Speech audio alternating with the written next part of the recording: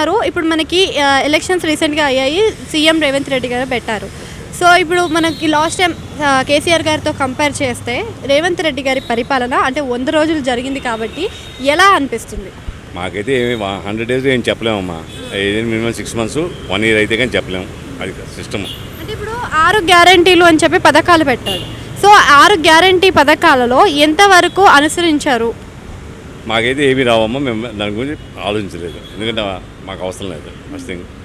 So అదే కాకుండా మహిళలకు 2000 ఇస్తాను అని చెప్పారు. మరి 2000 వచ్చాయనుకోవచ్చా?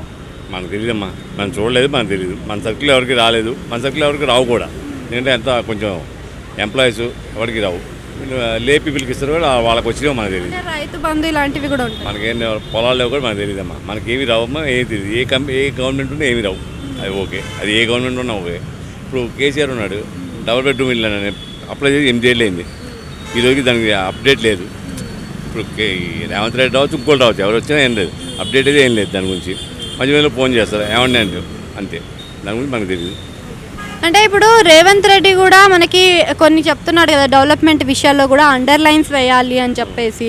సో ఇంకొన్ని బయట నుంచి పెట్టుబడులు తీసుకొచ్చి చేయిస్తాను అని చెప్తున్నారు. అయితే ఐటీ రంగాన్ని విషయానికి వస్తే కేటీఆర్ గారు చేసినంత విధంగా రేవంత్ రెడ్డి గారు చేసే, అంటే రేవంత్ రెడ్డి గారి పరిపాలన చేసే అలా ఏమన్నా వెళ్ళే దారి ఉందనుకోవచ్చు? దారి ఉంది, కానీ అప్పుడే చెప్పలేం కదా. మినిమం 1 year అవ్వాల్సింది ఏదైనా డెవలప్మెంట్ రావాలంటే. డెవలప్మెంట్ వచ్చాక అప్పుడు చూద్దాం. ఇప్పుడైతే ఏం చెప్పలేము. సో ఇప్పుడు రీసెంట్గా ఎంపీ ఎలక్షన్స్ కూడా అయ్యాయి. అయితే పార్లమెంట్ విధానంలో చూసుకుంటే కేంద్ర ప్రభుత్వంలో ఏ ప్రభుత్వం వస్తుంది అనుకోవచ్చు? మా బీజేపీ. ఎందుకంటే 10 years బెల్ బాగానే ఉంది. ఇప్పుడు పర్సనల్గా కొంచెం ఇబ్బందులు పడవచ్చు, కంట్రీ పడిన చూసుకుంటే బాగుంది. అది 2014లో చూస్తేనేమో సిలిండర్ ఏమో 400కి వచ్చేది, ఇప్పుడు 1200 అయిందని చెప్పి చాలామంది సిలిండర్ ఒకటే కాదు కమ్మా, లైఫ్ సిలిండర్ ఒకటే కాదు, నిత్య సరుకులు చాలా పెరిగాయి. అది ఇప్పుడు ఒక్కొక్క గవర్నమెంట్ ఒక పాలసీ ఉంటుంది. బీజేపీ పాలసీ ఏంటి? కంట్రీ బాగుండాలి, కంట్రీ బాగుండాలి. ఇప్పుడు బార్డర్స్ అన్ని ఫుల్ సెక్యూర్ చేశారు. కానీ సింగిల్ మతాన్ని వాళ్ళు ఎంకరేజ్ చేస్తున్నారు. అది ఏం లేదమ్మా, అది ఎవరి ఇష్టం వాళ్ళది. ఇప్పుడు ప్రధానమంత్రి గారు అన్నారు, ఆయన హిందూ కాబట్టి అన్నాడు, మీరు హిందూకే ఓటేయమని చెప్పలేదు కదా. ఇష్టం వచ్చి ఇష్టం లేదు, అది ఎవరి ప్రధాని స్థాయిలో ఉండి అట్లా మాట్లాడడం అది ఆయన పర్సనల్ ఒపీనియన్ అమ్మా. అది మనకు సంబంధం లేదు, అది పర్సనల్ ఒపీనియన్.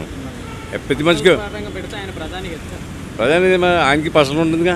ఇప్పుడు ఆయన మేము అంటే పర్సనల్ వేరు. ఇప్పుడు మనం తీసుకుందాం, మన ప్రొఫెషనల్ లైఫ్ని పర్సనల్ లైఫ్గా మార్చలేం, ప్రొఫెషనల్ లైఫ్ని పర్సనల్ లైఫ్గా మార్చలేం. తన ప్రొఫెషన్ ఒక ప్రధాని అయినప్పుడు మరి పర్సనల్ లైఫ్ని కలపడం కరెక్ట్ కాదు కదా. కరెక్ట్గా ఒకవేళ అభిప్రాయం అది. నా వరకైతే నాకేం ప్రాబ్లం లేదు, సిలిండర్ పెరగడం అది ఇంటర్నేషనల్ మార్కెట్, అది మనకు సంబంధం లేదు. Petroleum international market.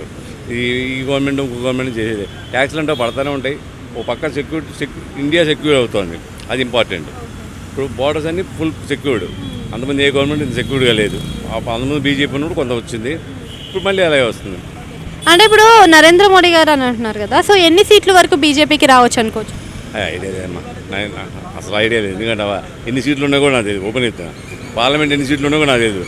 నా పని ఏంటి? ఓవరాల్గా ఎలా ఉంది, వెళ్ళాము ఓటేసాము, అంతవరకు.